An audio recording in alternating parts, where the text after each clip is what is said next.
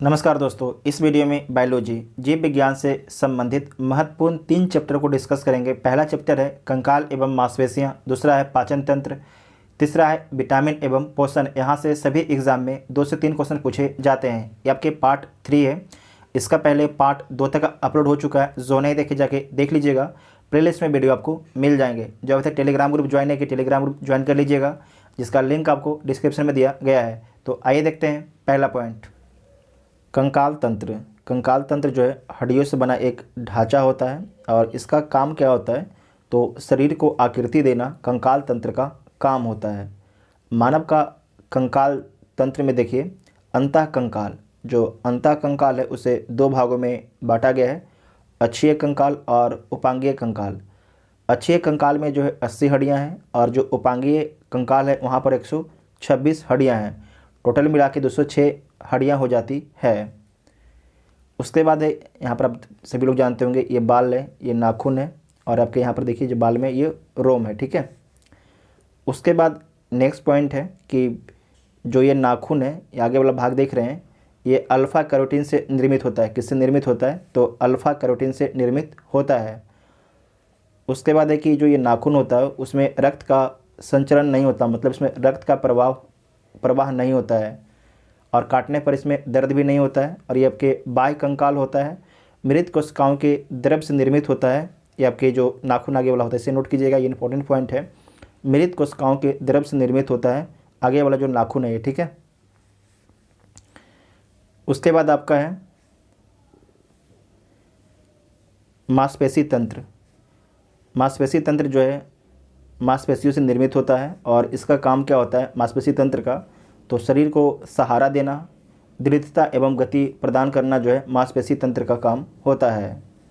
उसके बाद है कि अंग है और हड्डियों की संख्या दिया गया है, किस अंग में कितना हड्डी होता है। तो जो खोपड़ी होता है उसमें कितना हड्डी होता है, तो 29 हड्डी होता है, ये पूछा जाता है। कपाल में आपके 8 हड्डी होता है। चेहरा में 14 हड्डी होता है, जो चेहरा उसमें 14 हड्डी होता है। कान में 6 हड्डी होता है, इसे नोट कीजिएगा, वेरी इंपॉर्टेंट है। जो रीढ़ की हड्डी है, जो वयस्क होते हैं उनमें आपके 26 होता है, जो बच्चे होते हैं उसमें 33 होते हैं, बाद में जाके हड्डी जुड़ जाते हैं। नेक्स्ट है पसलियाँ। कितनी पसलियाँ होती हैं, तो 24 होती हैं, 12 जोड़ी। संख्या में बोलेगा तो 24 बोलना है और जोड़ी अगर पूछेगा आपसे तो 12 जोड़ी होता है। उसके बाद देखिए फ्लोटिंग रील्स या तैरती हुई पसलियाँ जो है ये आपके 2 जोड़ी होती हैं, 11वीं और 12वीं पसली। उसके बाद आपका है मनुष्य के शरीर में पाए जाने वाले प्रमुख तत्व के बारे में देखिए। तो मनुष्य के शरीर में सबसे अधिक क्या पाया जाता है, तो ऑक्सीजन पाया जाता है और ऑक्सीजन के बाद आपके कार्बन होता है। कार्बन जो कितना परसेंट होता है, तो 18.5% होता है, जबकि जो ऑक्सीजन है, ऑक्सीजन जो 65% होता है। उसके बाद है कि हाइड्रोजन जो है 9.5% होता है। हाइड्रोजन जो है 9.5% होता है। नाइट्रोजन जो है 3.20% होता है। कैल्शियम 1.5% होता है और फास्फोरस 1% होता है। तो मनुष्य के शरीर में पाए जाने वाले प्रमुख तत्व के बारे में हम लोगों ने देख लिया। नेक्स्ट है मानव दंत प्रणाली के बारे में कि जीवन काल में जो है 20 दांत 2 बार विकसित होता है और 12 अस्थायी चवर्णक दंत सिर्फ 1 बार विकसित होते हैं। तो मनुष्य के जीवन काल में कितने दांत आते हैं मनुष्य के पूरे जीवन काल में, तो 20 आपके दूध के दांत होता है। तो जब ये दूध का दांत टूटता है तो उसके बाद फिर से 20 नया दांत आता है ना, तो कितना हो गया आपके, और 12 आपके जो है कभी जो एक बार आ जाता है कभी टूटता ही नहीं है, वो ज़िंदगी भर रहता है। टोटल आपके पूरे मनुष्य के जीवन काल में जो है 52 दांत आते हैं, इसे नोट कीजिएगा, ये पूछा जाता है। साथ ही दांत किससे बना होता है, तो enamel, calcium phosphate, calcium carbonate से आपके बना होता है, ठीक है। उसके बाद देखिए यहाँ पर अब दांत का प्रकार देख सकते हैं कि कौन कृंतक दांत है, कौन रदनक है, कौन अग्र चवर्णक है, कौन चवर्णक है, ठीक है। इसे आप लोग देख सकते हैं। उसके बाद है कि कुछ इंपॉर्टेंट पॉइंट दिया गया है। कुल्हों के जोड़ का प्रतिस्थापन कहलाता है, तो क्या कहलाता है, आर्थोप्लास्टी कहलाता है। कुल्हे के जोड़ का प्रतिस्थापन क्या कहलाता है, आर्थोप्लास्टी कहलाता है। मानव हड्डियों में सर्वाधिक मात्रा में पाए जाने वाला लवण कौन है, तो कैल्शियम फास्फेट है। कौन है, कैल्शियम फास्फेट है। अस्थि एवं दंत निर्माण हेतु आवश्यक तत्व कौन है, तो कैल्शियम है, फास्फोरस है और क्लोरीन है। मानव शरीर का सबसे कठोर भाग होता है तो कौन होता है? एनामिल होता है। कौन होता है? एनामिल सबसे कठोर आपके भाग होता है। जबड़ा तथा कंठ के बीच जिह्वा के नीचे स्थित हड्डी कौन होती है? तो हाईओइड। कौन होता है?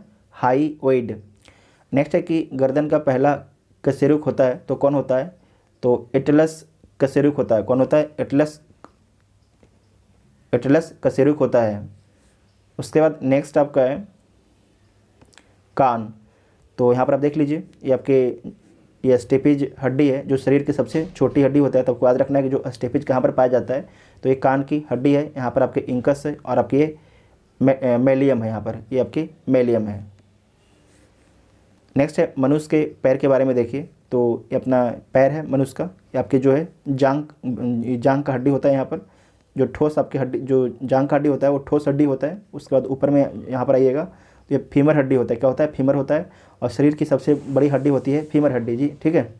जो फीमर हड्डी है शरीर की सबसे बड़ी हड्डी होती है और सबसे भारी हड्डी भी होती है। ये दोनों चीज़ याद रखिएगा, सबसे बड़ी भी होती है और सबसे भारी भी होती है। उसके बाद है प्रमुख अस्थियाँ के बारे में यहाँ पर बताया गया है। तो प्रमुख अस्थियाँ के बारे में देख लीजिए। जो ये हड्डी इसे क्या बोला गया है? इसे बोला गया है क्लेबिकल। क्या बोला गया है? क्लेबिकल।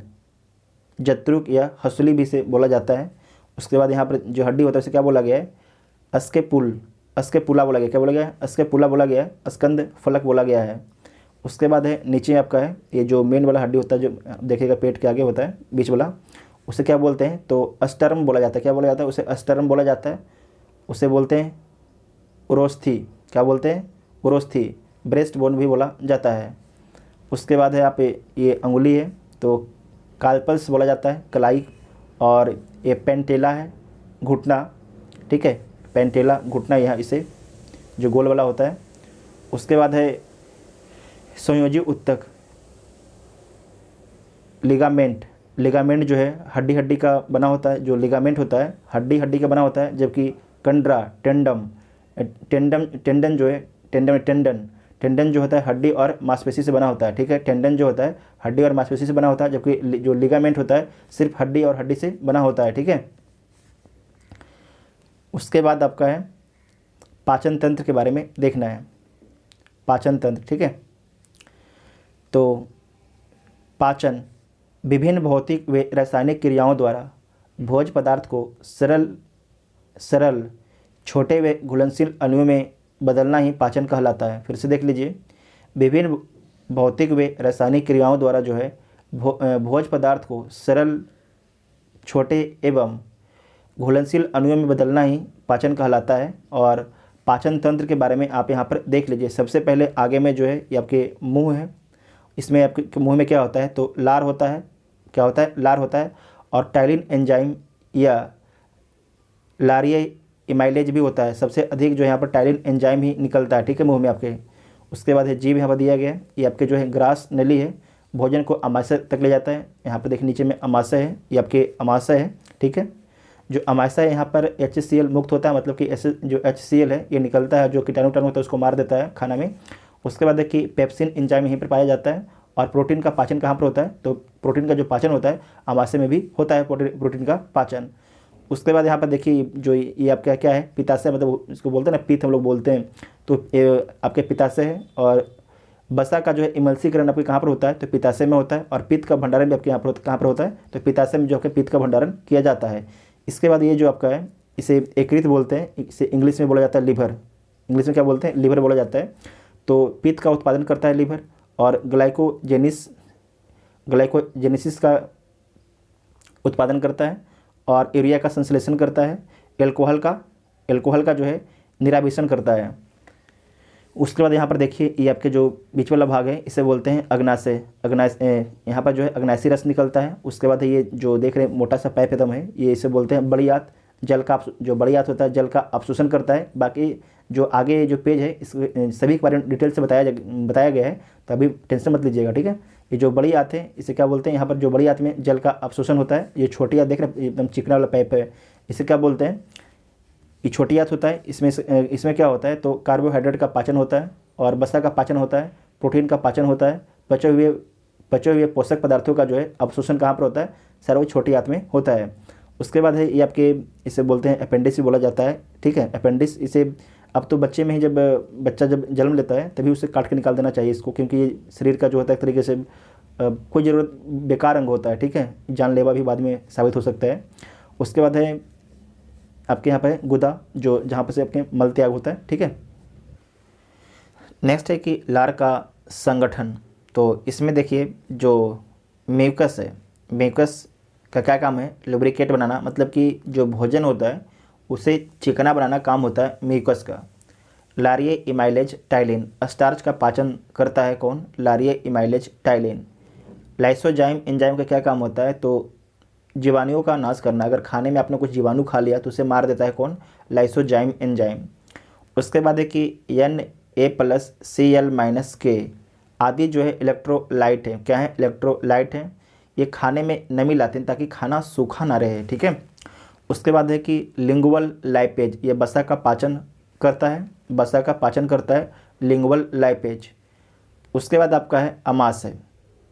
अमाशय, तो अमाशय में आपका एक होता है जठर ग्रंथियाँ। आपसे पूछा जाता है कि जो जठर ग्रंथियाँ हैं वो कहाँ पर पाई जाती हैं, तो जठर ग्रंथियाँ जो है अमाशय में पाई जाती हैं।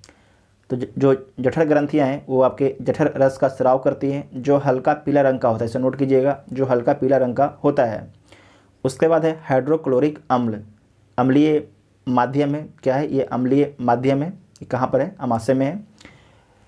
यहाँ पर जब भोजन आता है तो उसे अम्लीय बना दिया जाता है। उसके बाद है कि पेप्सिन एंजाइम, प्रोटीन का पाचन करता है पेप्सिन एंजाइम। उसके बाद है कि सलेस्मा, अमाशय के आंतरिक अस्तर की अम्ल से रक्षा करता है। उसके बाद है रेनिन एंजाइम, जो रेनिन एंजाइम है कैसिनोजेन, जो दूध होता है उसे कैसिन में बदल देता है। तो आपको याद रखना है कि जो रेनिन है, जो रेनिन एंजाइम ये दूध को पचाता है, ठीक है। तो इतना आपके अमाशय के बारे में आपको याद रखना है। उसके बाद है लैंगरहैस की दीपिका, इसके बारे में देखिए। तो खोज करता कौन है, तो लैंगरहैस खोज करता है, और अग्नाशय का एक भाग है जो आपके लैंगरहैस की दीपिका है, ये आपके अग्नाशय का एक भाग है। इंसुलिन ग्लाइकगॉन एवं सिमेटोस्टेटिन हार्मोन का स्रावन कहाँ पर होता है, तो ये आपके होता है लैंगरहैस की दीपिका में होता है, इसे नोट कीजिएगा, इंपॉर्टेंट है। इंसुलिन, ग्लूकागॉन एवं सोमेटोस्टेटिन हार्मोन का स्रावन कहाँ पर होता है, तो लैंगरहैस की दीपिका में होता है। उसके बाद नेक्स्ट आपका है लीवर यकृत, इसके बारे में देख लीजिए, एक सेकंड रुक जाइए, ठीक। जो आपका यकृत होता है ये मानव शरीर की सबसे बड़ी ग्रंथि, इसे नोट कीजिएगा। आपसे पूछा जाएगा कि मानव शरीर की सबसे बड़ी ग्रंथि कौन है, तो यकृत लीवर है। और इसका लगभग भार कितना होता है, तो इसका भार जो लगभग होता है 1.5 किलोग्राम होता है। कितना, 1.5 किलो इसका वजन होता है, लगभग 1.5 kg इसका वजन होता है। और इसकी जो प्रमुख क्रियाएं क्या क्या है इसे देख लीजिए। पित्त का उत्पादन करना, यह काम किसका है, तो लीवर का है। रक्त में अमीनो अम्ल का रेगुलेशन करना, इसका भी काम आपका लीवर का ही है। यूरिया का संश्लेषण लगभग जो है 500 क्रियाएं काम करता है। यूरिया का संश्लेषण भी कौन करता है, तो यकृत लीवर ही करता है। लगभग ये 500 क्रियाएं करता है हमारा यकृत जो लीवर है, ठीक है। उसके बाद है कि ग्लाइकोजेनोलिसिस और हिप्रिन वे फाइब्रिनोजेन प्रोटीन का उत्पादन कौन करता है, तो ये आपके यकृत ही करता है। शरीर का ताप बनाए रखने में सहायक कौन होता है, तो यकृत ही होता है, ठीक है, लीवर ही होता है। उसके बाद है कि पित्ताशय, ये तो इसके बारे में देखिए, पित्ताशय के बारे में। पित्ताशय का जो भंडारण होता है प्रतिदिन लगभग कितना होता है, तो 800 से 1000 मिलीलीटर होता है। कितना होता है, 800 से 1000 मिलीलीटर होता है। और जो पित्त का स्रावन होता है ये वसा का पायसीकरण करता है। क्या करता है, जो भोजन होता है उसका पायसीकरण करता है। उसके बाद है लिपिड के पाचन वे शरीर में सहायक होता है। लिपिड्स के पाचन वे, और जो लिपिड्स होता है उनके पाचन और उनके अवशोषण में क्या करता है, सहायता प्रदान करता है आपके जो पित्ताशय होता है। साथ ही इसका जो पीएच मान कितना होता है ये नोट कीजिएगा, इसका जो पीएच मान होता है पित्ताशय का तो 7.7 जो आपके क्षारीय पित्ताशय है, क्या है जो क्षारीय पित्ताशय है। और इसका रंग जो होता है पीला हरा होता है, इसका जो रंग होता है पीला और हरा होता है। ठीक है, आपने कभी जो जो आपका जो होते हैं ये क्या उसको बोलते हैं, जो बकरी होता है जो हम लोग काटते उठते हैं, तो उसमें आप लोग देख सकते हैं, या तो शायद मुर्गा में भी शायद इसे देख सकते हैं, होता होगा, ज़रूर होता होगा। ठीक है, रंग इसका जो है पीला और हरा आपके होता है।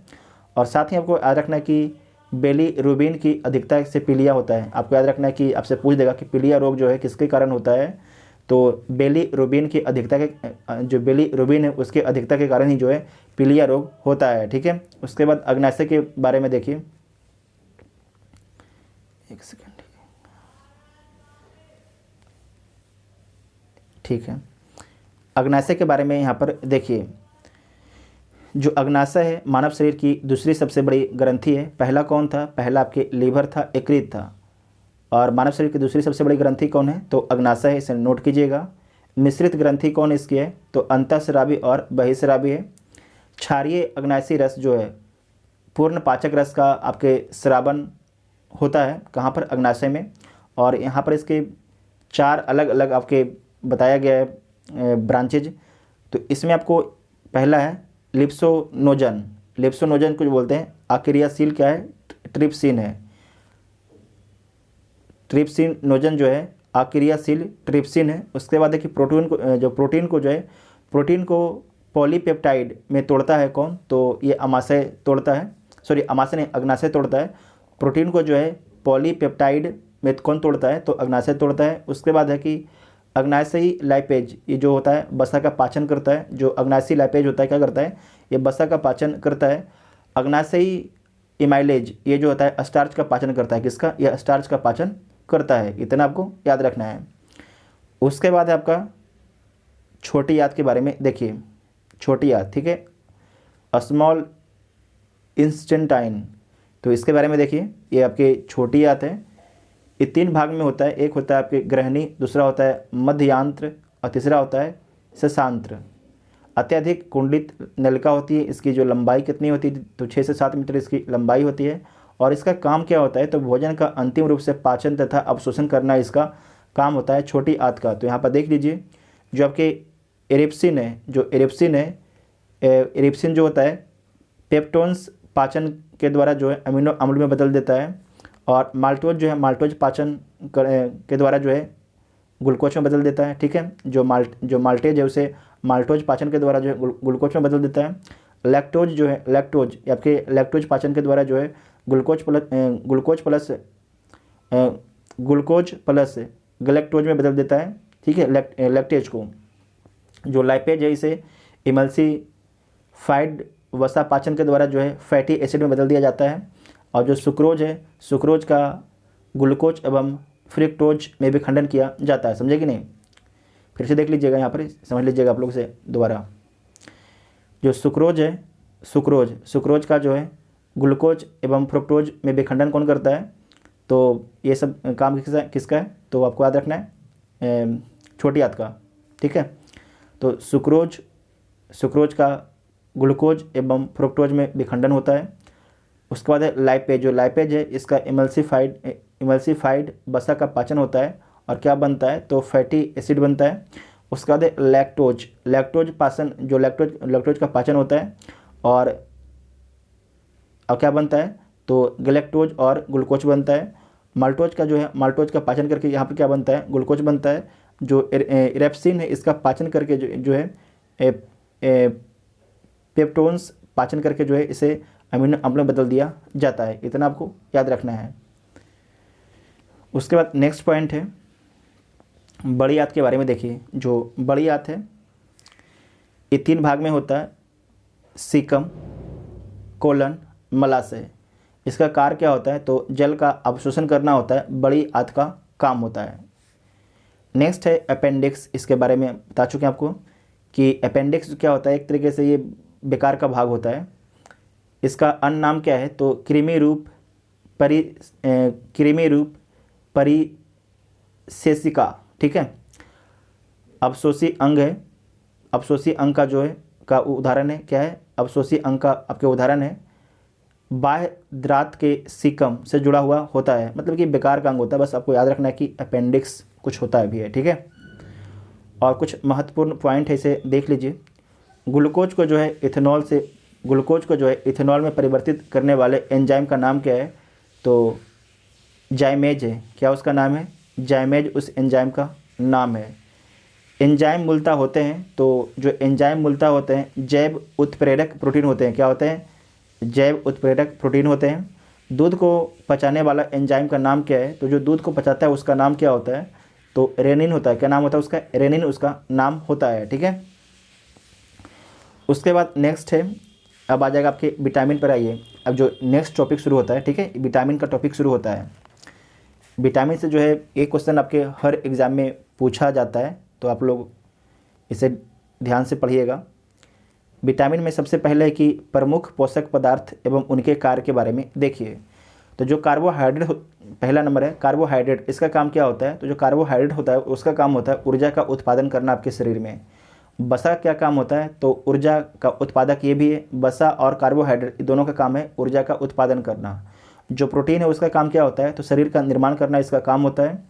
जो विटामिन है इसका क्या काम होता है, तो उपापचयी क्रियाओं का नियंत्रण एवं नियमन करना विटामिन का काम होता है। उसके बाद है कि न्यूक्लिक अम्ल, प्रोटीन संश्लेषण, जो न्यूक्लिक अम्ल होता है ये प्रोटीन का संश्लेषण करता है।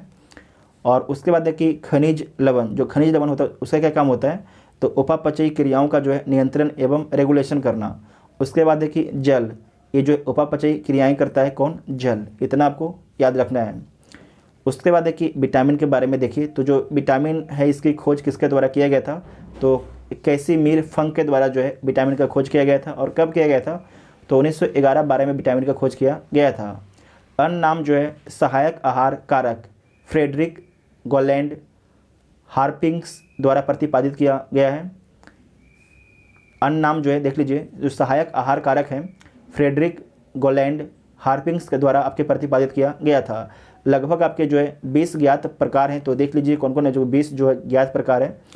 तो सबसे पहले तो जल में घुलनशील विटामिन कौन कौन होता है, आपसे पूछा ही जाता है एग्जाम में। बीपीएससी कितना बार पूछ चुका है इसके बारे में, ठीक है। अब बाकी और भी एग्जाम में कितना बार पूछा जा चुका होगा पता नहीं है।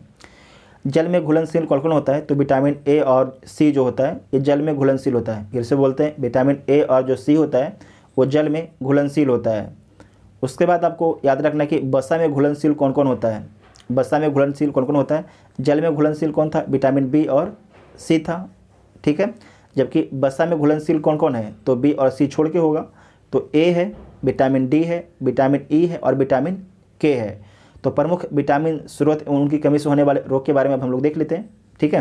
तो एक बार फिर से देख लीजिए, जो वसा में घुलनशील कौन कौन होते हैं, तो आँख बंद करके बोलिए, vitamin A, vitamin A, vitamin D जो धूप से मिलता है, vitamin D, vitamin E, vitamin E, vitamin के, विटामिन के, विटामिन के, ठीक। उसके बाद नेक्स्ट पॉइंट है कि प्रमुख विटामिन स्रोत व कमी से होने वाले रोग के बारे में देखिए। तो पहला आपका है विटामिन ए, ठीक है, विटामिन ए। तो विटामिन ए का अन्य नाम क्या है, तो इसका जो अन्य नाम है रेटिनॉल है। इसका अन्य नाम क्या है, रेटिनॉल इसका अन्य नाम है।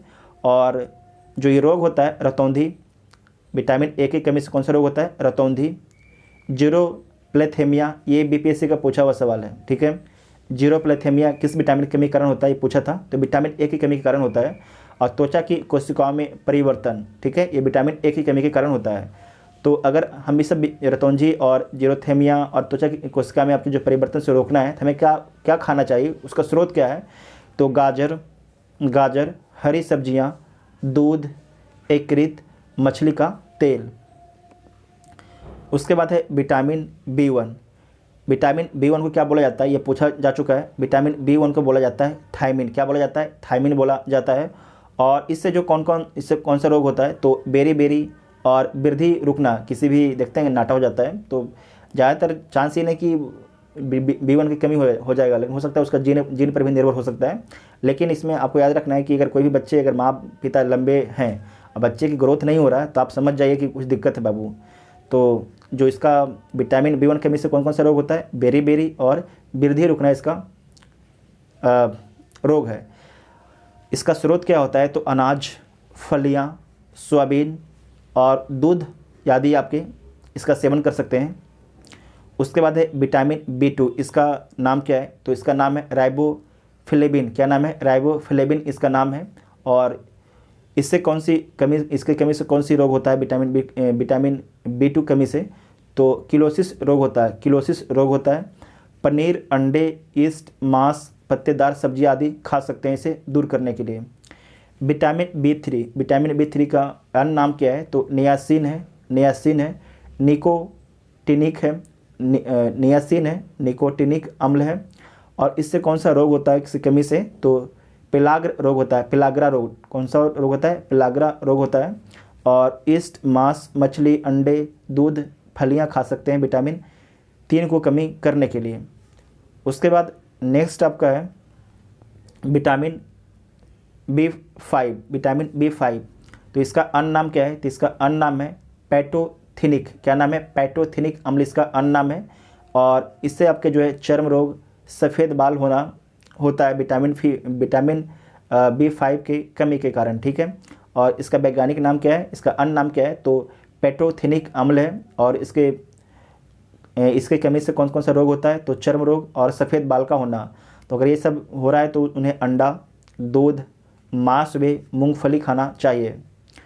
उसके बाद है कि विटामिन B6 का वैज्ञानिक नाम क्या है, इसका अन्य नाम क्या है, तो पैरिडॉक्सिन इसका अन्य नाम है। इसका कमी से रोग होता है रक्तक्षीणता, मतलब कि रक्तक्षीणता, चर्म रोग और पेशीय ऐंठन। रक्तक्षीणता शायद इसे एनीमिया को बोलते हैं, ठीक है, एनीमिया को बोलते हैं शायद। तो रक्तक्षीणता, चर्म रोग और पेशीय ऐंठन, इसके स्रोत क्या होते हैं, दूध, ईस्ट, अनाज, मांस खा सकते हैं। उसके बाद है कि विटामिन B7, इसका अन्य नाम क्या होता है, बायोटीन होता है। और इससे कमी से कौन सा रोग होता है, चर्म रोग, बालों का झड़ना। और इसमें मांस, गेहूँ, अंडा, सब्जी, फल आदि खा सकते हैं। उसके बाद है विटामिन B9, विटामिन B9 इसका अन्य नाम क्या है, तो फोलिक अम्ल इसका अन्य नाम है, शायद फोलिक अम्ल, ठीक है। विटामिन B9 है, इसका अन्य नाम क्या है, फोलिक अम्ल इसका अन्य नाम है। इसमें रक्तक्षीणता, हाँ इसे बोलते हैं एनीमिया ही बोला जाता है, ठीक है। रक्तक्षीणता मतलब खून की कमी हो जाता है शरीर में। कुंठित वृद्धि मतलब उनका वृद्धि बहुत कम होता है, ठीक है, वृद्धि रुक जाता है। जो हमारी महिलाएं होती है खासकर भारत की, तो उनमें ज़्यादातर जो एनीमिया का रोग होता है, उसके कारण उनके जो बच्चे भी होते हैं ना, तो जो पैदा बच्चे होते हैं, जन्म लेते हैं, तो वो बच्चे भी क्या होते हैं, एनीमिया का शिकार हो जाते हैं, ठीक है। तो अगर लड़कियां हैं तो एनीमिया के कुचक्र में फंस जाती हैं। तो खाना पीना पर ध्यान देना चाहिए सभी लोग को। तो B9 जो है इसका अन्य नाम क्या है, तो फोलिक अम्ल इसका अन्य नाम है। और इससे कौन सा रोग होता है, तो रक्तक्षीणता और कुंठित वृद्धि, मतलब वृद्धि कम हो जाती है। और इसके लिए हरी सब्जियां, फलियां, ईस्ट, मांस, अंडे, ये सब सारे टाइम पर खाना चाहिए। उसके बाद है कि विटामिन B12, ये BPSC का पूछा हुआ सवाल है। विटामिन B12 का जो अन्य नाम क्या होता है, तो साइनोकोबालामीन होता है। क्या होता है, साइनोकोबालामीन होता है। इसमें इसका कौन सा रोग होता है B12 की कमी से, तो घातक रक्तक्षीणता होता है। तंत्रिका तंत्र में आपकी गड़बड़ी आ जाती है। और इससे मांस, मछली, अंडा, दूध, आंत्र के जीवाणु से आपके जो है रक्षा पा सकते हैं। और विटामिन C जो आपको देख चुके हैं कि विटामिन B और जो C क्या होता है, ये पानी में घुलनशील होता है। वसा में घुलनशील कौन सा विटामिन होता है, तो vitamin A, vitamin D, vitamin E और विटामिन K जो होता है वसा में घुलनशील होता है, ठीक है। विटामिन C के बारे में देखिए, इसका अन्य नाम क्या होता है, तो इसे बोलते हैं एस्कॉर्बिक अम्ल। क्या बोलते हैं, एस्कॉर्बिक अम्ल बोला जाता है। इससे कमी से कौन सा रोग होता है, तो आपके स्कर्वी रोग होता है विटामिन C की कमी से। और इसे पूरा कर सकते हैं आंवला, नींबू वंश के फल से, टमाटर व सब्जियां आदि से। उसके बाद है विटामिन D, जो विटामिन D है इसका अन्य नाम क्या है, तो इसका जो अन्य नाम है कैल्सीफेरोल, इसका अन्य नाम है कैल्सीफेरोल, इसका अन्य नाम है। सूखा रोग या रिकेट्स भी इसे बोला जाता है। ऑस्टियोमेलेसिया भी इसे बोला जाता है। जो आपके सूखा रोग होता है, जो सूखा रोग और ऑस्टियोमेलेसिया जो रोग होता है किससे होता है, तो विटामिन D की कमी से होता है, बोला नहीं जाता, होता है, ठीक है। फिर से बोलते हैं कि जो विटामिन D की कमी से जो है सूखा रोग, इसे बोलते हैं रिकेट्स, और ऑस्टियोमेलेसिया रोग आपके होता है। और इसे मक्खन, मछली का तेल, अंडा, सूर्य प्रकाश में संश्लेषण, आपको पता है कि जो डी है सबसे अच्छा कौन है, सूर्य से प्रकाश से ले सकते हैं। मक्खन, मछली का तेल, अंडा, इन सभी से जो है आप जो है सूखा रोग और ऑस्टियोमेलेसिया से बच सकते हैं। नेक्स्ट है कि इसका वैज्ञानिक नाम याद रखिएगा, कैल्सीफेरोल। उसके बाद है कि विटामिन ई, विटामिन ई का जो वैज्ञानिक नाम या अन्य नाम क्या है, तो टोकोफेरोल क्या है, टोकोफेरोल है। और जो ये रोग होता है जनन क्षमता की कमी कर देता है, जो विटामिन ई की कमी होता है जननांग तथा पेशियाँ की कमज़ोर कर, जो जननांग होता है और तथा जो पेशियाँ होती है उसे कमज़ोर कर देता है, ठीक है। और इस स्रोत से क्या होता है, तेल, गेहूँ, अंडे की जर्दी, सोयाबीन आपके जो होता है इसका स्रोत होता है। उसके बाद है विटामिन के, विटामिन के का जो अन्य नाम क्या है, तो विटामिन के का जो अन्य नाम है नेफ्थोक्विनोन है, क्या है, नेफ्थोक्विनोन इसका अन्य नाम है। चोट लगने पर रक्त का थक्का ना जमना, मतलब किसी कट जाता है तो जब उसके खून निकलते रहता है तो जिसमें विटामिन के की कमी रहेगा उसका खून रुकेगा ही नहीं, ठीक है। लेकिन ऐसे क्या होता है, हम लोग को जब कटता है तो खून ऑटोमेटिक फिर रुक जाता है 5-6 मिनट में, हल्का हल्का चलेगा फिर बंद हो जाएगा ऑटोमेटिक पूरा। लेकिन जिसमें विटामिन के की कमी हो जाता है तो उसका खून रुकता ही नहीं है, ठीक है। और इसका स्रोत क्या है, तो आंत के बैक्टीरिया, हरी सब्जियां, अंडा व सोयाबीन का सेवन करना चाहिए। उसके बाद है दूध, मिल्क है, तो इसका अन्य नाम क्या है, तो इसे पूर्णहार बोला जाता है। सफ़ेद रंग जो होता है कैसीन के कारण जो होता है इसका रंग सफ़ेद होता है। गाय के दूध का हल्का पीला रंग होता है, उसके पीछे क्या कारण होता है, तो उसका पीछे कारण होता है बीटा कैरोटीन के कारण। क्या कारण होता है, बीटा कैरोटीन इसका पीछे कारण होता है। दूध प्रोटीन पचाने वाला एंजाइम कौन होता है, तो होता है रेनिन। कौन होता है, रेनिन। इंपॉर्टेंट क्वेश्चन है, कौन होता है, रेनिन होता है, ठीक है। उसके बाद देखिए दूध का जो खट्टापन है, दूध का खट्टापन जो होता है उसमें लैक्टोज जो होते हैं लैक्टोबैसिलस बैक्टीरिया के कारण जो है लैक्टिक अम्ल में बदल जाता है, इस कारण थोड़ा दूध खट्टा उट्टा महसूस होता है, ठीक है। तो लैक्टोज जो होता है लैक्टोज जो होता है लैक्टिक अम्ल में बदल जाता है, तो उसके पीछे कौन से बैक्टीरिया जिम्मेदार होता है, तो लैक्टोबैसिलस बैक्टीरिया आपके जिम्मेदार होता है, इसे नोट कीजिएगा। दूध से दही, शायद दूध से दही बनाने में भी इसी बैक्टीरिया जिम्मेदार होता है, ठीक है, इसे भी आप लोग नोट कीजिएगा। नेक्स्ट है कि संगठन, जो जल है दूध है उसमें लगभग जल कितना होता है, तो 87% आपके जल होता है और वसा भी होता है, उसमें प्रोटीन भी होता है, इसे नोट कीजिएगा, पूछा जाता है। कार्बोहाइड्रेट होता है, कैल्शियम होता है और पोटेशियम होता है, ठीक है। फिर से बोलते हैं क्या क्या होता है, जल होता है 87%, वसा होता है, प्रोटीन होता है, कार्बोहाइड्रेट होता है, कैल्शियम होता है, पोटेशियम होता है। उसके बाद नेक्स्ट पॉइंट है अमीनो अम्ल। जो अमीनो अम्ल केवल आप जो है भोजन से ही प्राप्त कर सकते हैं, तो उसके बारे में देखिए। तो केवल आप भोजन से प्राप्त कर सकते हैं कौन कौन सा अमीनो अम्ल को, तो हिस्टिडीन को, आइसोल्यूसिन को, लुइसिन को, लाइसिन को, मिथियोनिन को।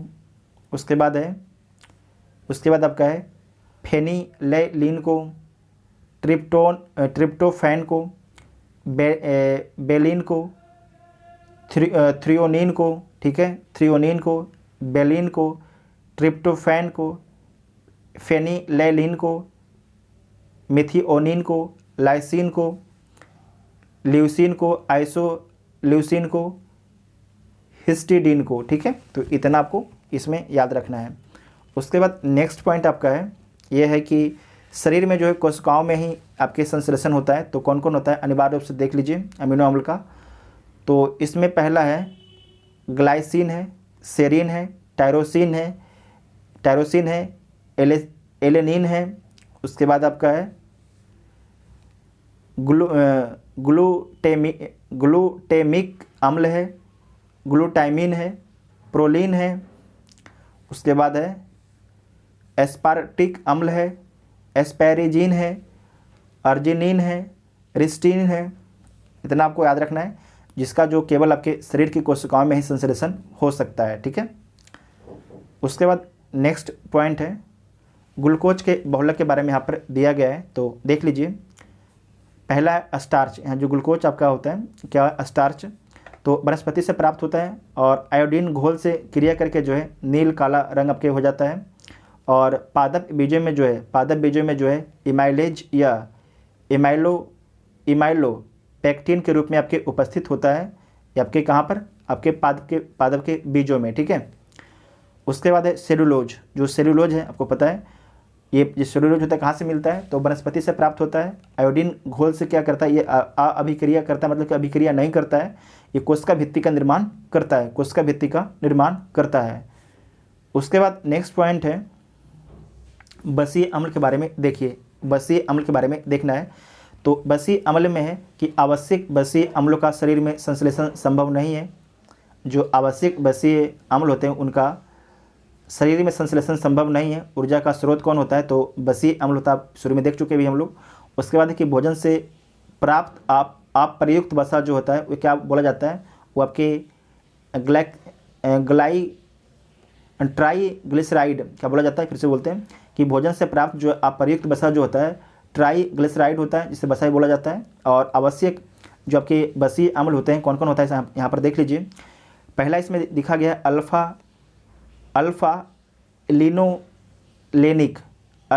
लिनोलेनिक अम्ल। तो इसमें देख लीजिए तिलहन या अलसी या तीसी में आपके उपस्थित होता है। जो तिलहन में अधिकतम मात्रा में आपके उपस्थित होता है कौन, अल्फा लिनोलेनिक अम्ल जो होता है। उदाहरण में आपके ओमेगा 3 जो एक बसीय अम्ल है, इसे नोट कीजिए, ओमेगा 3 ये पूछा जाता है। और इसका उपयोग जो होता है रक्त नलिकाओं में वसा के जमाव में कमी करता है, कौन, ओमेगा 3। उसके बाद है कि लिनोलेइक अम्ल जो उदाहरण के लिए कौन है, तो ओमेगा 6 है, क्या है, ओमेगा 6 है। उसके बाद देखिए वसा के प्रकार यहाँ पर दिया गया कि वसा कितने प्रकार के होते हैं, तो यहाँ पर बताया गया कि वसा 3 प्रकार के होते हैं। एक है संतृप्त वसा, एक है असंतृप्त वसा, एक है ट्रांस वसा। तो देख लीजिए जो संतृप्त वसा होता है ये कम अभिक्रियाशील होता है और इकहरा बॉन्ड में सिंगल बॉन्ड होता है इसमें जो संतृप्त वसा होता है। और स्वास्थ्य के लिए क्या होता है, ये हानिकारक होता है। ध्यान से सुनिएगा कि जो संतृप्त वसा होता है स्वास्थ्य के लिए हानिकारक होता है। जैसे कि उदाहरण दिया गया नारियल का तेल, अगर नारियल के तेल में आप पूड़ी बनाते हैं तो आपके स्वास्थ्य के लिए बहुत ही हानिकारक है, ठीक है। उसके बाद देखिए असंतृप्त वसा में देख लीजिए ये अधिक अभिक्रियाशील होता है। ये क्या था कि कम आपके अभिक्रियाशील था, ये अधिक अभिक्रियाशील है। कार्बन परमाणुओं के मध्य में जो है दोहरा बॉन्ड होता है, मतलब कि डुअल बॉन्ड होता है। और अपघटन की इसका जो तीव्र दर होता है। स्वास्थ्य के लिए ये आपके लाभदायक होता है असंतृप्त वसा। और जो कहाँ से मिलता है असंतृप्त वसा, तो मछली के तेल से मिलता है, ठीक है। उसके बाद देखिए ट्रांस वसा, जो ट्रांस वसा है खराब एलडीएल लो डेंसिटी डाइपोप्रोटीन। तो खराब एलडीएल जो है कोलेस्ट्रॉल के स्तर में क्या करता है, वृद्धि कर देता है और हृदय वाहिका को क्षति पहुंचाता है। उदाहरण के लिए पशुजनित वसा व हाइड्रोजनीकृत तेल, इसे आप लोग देख लीजिएगा सबका उदाहरण कौन कौन है, क्योंकि आपसे उदाहरण पूछा जाता है कि असंतृप्त वसा का उदाहरण कौन है, संतृप्त वसा का उदाहरण कौन है और ट्रांस वसा का आपके उदाहरण कौन है, ठीक है। उसके बाद नेक्स्ट आपका है, एक सेकेंड कहाँ गया, कार्बोहाइड्रेट, ठीक है। कार्बोहाइड्रेट के बारे में देखिए, कार्बन, हाइड्रोजन और ऑक्सीजन के एक जो कार्बन होता है 1, हाइड्रोजन 2 और ऑक्सीजन 1 के अनुपात में मिलाकर जो है क्या बनता है, कार्बनिक पदार्थ बनता है, ठीक है। फिर से बोलते हैं, जो कार्बनिक पदार्थ बनता है उसमें कार्बन 1, हाइड्रोजन 2 और ऑक्सीजन 1 के मिलने से जो है कार्बनिक पदार्थ बनता है। इसका प्रमुख काम क्या होता है, तो शरीर को ऊर्जा प्रदान करना और ऊर्जा भंडारण की तरह काम करना। किसका काम होता है, तो कार्बनिक पदार्थ का। फिर से देखिए इसका प्रमुख काम क्या होता है, तो शरीर को ऊर्जा प्रदान करना और ऊर्जा भंडार की तरह आपके काम करना, इसका प्रमुख काम होता है। जो प्रोटीन होता है, जो प्रोटीन के बारे में देखिए, जो प्रोटीन है, ठीक है, प्रोटीन, तो इसका नामकरण किसके द्वारा दिया गया है, तो जे मुल्डर के द्वारा जो प्रोटीन का नामकरण किया गया है। और इसके खोजकर्ता कौन है, तो जे बर्जेलियस। कौन है, जे बर्जेलियस जो है इसके खोजकर्ता है। निर्माण की बेसिक इकाई क्या है, अमीनो अम्ल है। निर्माण की बेसिक इकाई अमीनो अम्ल। शरीर का लगभग जो है आपका 16% भाग जो होता है प्रोटीन से निर्मित होता है। जो शरीर का लगभग आपके 16% भाग जो होता है किससे निर्मित होता है, प्रोटीन से। इंपॉर्टेंट पॉइंट है। और इसका काम क्या होता है, तो ऊर्जा का उत्पादन करना, शरीर की वृद्धि एवं मरम्मत करना और कोशिका, जीव द्रव एवं ऊतक का निर्माण करना जो होता है प्रोटीन का काम होता है। प्रोटीन को जो है विकृत करते हैं एक्स-रेज, भारी धातु, लवण व उष्मा, ठीक है। कमी से होने वाला रोग कौन कौन सा होता है, तो क्वैसियोकर और मेरेमस और क्वासिक्योर जो रोग होता है आपके प्रोटीन की कमी से होता है। इसे नोट कीजिएगा, वेरी इंपॉर्टेंट है, ठीक है। उसके बाद देखिए कुछ इंपॉर्टेंट पॉइंट है। एक सेकेंड, कुछ इंपॉर्टेंट पॉइंट है इसमें देख लीजिए। दूध को दही बनाने वाले एंजाइम का नाम क्या है? तो लैक्टोबैसिलस है। क्या है? लैक्टोबैसिलस है। कार्बोहाइड्रेट में पाए जाने वाले तत्व कौन कौन है? तो कार्बन, हाइड्रोजन, ऑक्सीजन, अनुपात भी यहाँ पर दिया गया है। प्रोटीन का संयोजन इकाई, जो प्रोटीन होता है उसका संयोजन इकाई होता है, क्या होता है? अमीनो अम्ल होता है। क्या होता है? प्रोटीन का संयोजन इकाई क्या होता है? तो अमीनो अम्ल होता है। उसके बाद है कि सींग, बाल, नाखून, खुर व त्वचा में उपस्थित प्रोटीन का नाम क्या होता है? तो अल्फा क्रिएटिन। क्या होता है? अल्फा क्रिएटिन, हम लोग देख भी चुके हैं शुरुआत में से।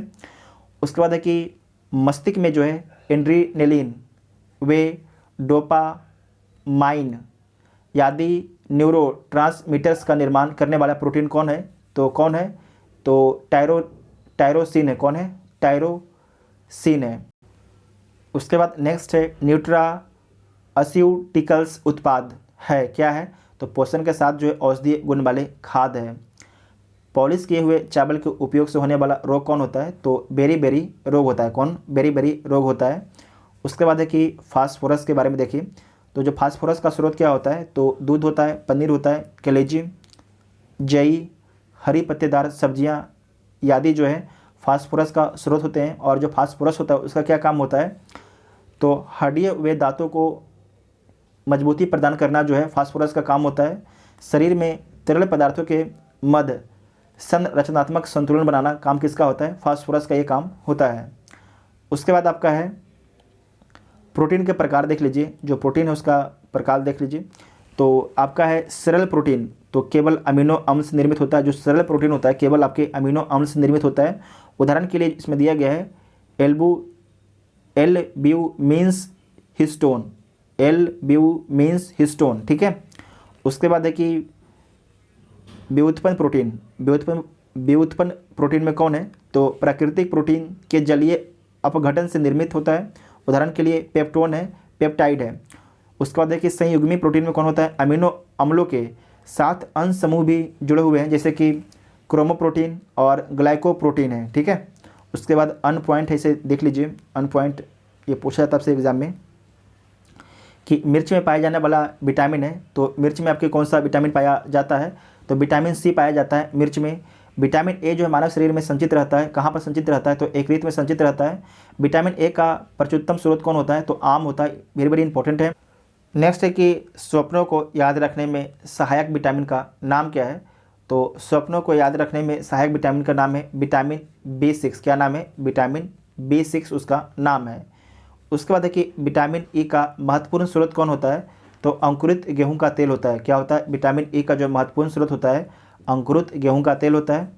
वह विटामिन जिसे हार्मोन भी कहा जाता है उसका नाम क्या है? तो विटामिन डी है। वह विटामिन जिसे हार्मोन भी कहा जाता है उसका नाम क्या है? तो विटामिन डी है। नेक्स्ट है कि जीवधारियों के लिए आवश्यक दीर्घ मात्रा पोषक तत्व कौन कौन होता है? तो आपके जीवधारियों के लिए जो है आवश्यक आपके दीर्घ मात्रा पोषक तत्व जो होता है माइक्रो न्यूट्रिएंट एलिमेंट कौन कौन होता है? तो पोटेशियम होता है, सोडियम होता है, मैग्नीशियम होता है, कैल्शियम होता है, क्लोरीन होता है, सल्फर होता है, ठीक है। उसके बाद है कि आयोडीन, जो आयोडीन है उसका स्रोत कौन कौन होता है? तो आयोडीन नमक होता है, समुद्री खरपतवार होता है और मछली जो है आयोडीन का आपके स्रोत होते हैं। जो आपके आयोडीन होता है उसका क्या काम, जो आयोडीन हो उसका क्या काम होता है? तो थायरोक्सिन हार्मोन के संश्लेषण हेतु आवश्यक होता है। कौन? आयोडीन। फिर से बोलते हैं, थायरोक्सिन हार्मोन के संश्लेषण हेतु आवश्यक होता है आयोडीन। इतना आपको याद रखना है। उसके बाद है मैग्नीशियम, ठीक है। जो मैग्नीशियम है इसका स्रोत क्या होता है? तो इसका स्रोत होता है कि कद्दू के बीज, बादाम, पालक, ये मैग्नीशियम का आपके स्रोत होता है। इसका काम क्या होता है? तो तंत्रिका एवं पेशीय तंत्र की क्रिया हेतु आवश्यक होता है मैग्नीशियम। कैंसर से बचाव हेतु भी आपके आवश्यक होता है मैग्नीशियम। इतना आपको याद रखना है। उसके बाद है जस्ता का आपके स्रोत क्या होता है? तो मछली और यकृत होता है। यकृत किसे बोलते हैं? तो यकृत बोलते हैं लीवर को, ठीक है। तो फिर से बोलते हैं, जो जस्ता का स्रोत क्या होता है? मछली और यकृत होता है। और इसका काम क्या होता है? तो इंसुलिन कार्यकी हेतु आवश्यक होता है जस्ता। उसके बाद नेक्स्ट पॉइंट है तांबा। जो तांबा है, तांबा का स्रोत क्या होता है, तो मछलियाँ, यकृत और अनाज होती हैं। और इसका क्या काम होता है तांबा का, तो हीमोग्लोबिन में संश्लेषण में आपके सहायक होता है, हीमोग्लोबिन संश्लेषण में सहायक करता है और अस्थि निर्माण में सहायता करता है। इलेक्ट्रॉन संवाहक का काम करता है, कौन, इलेक्ट्रॉन संवाहक का काम करता है तांबा।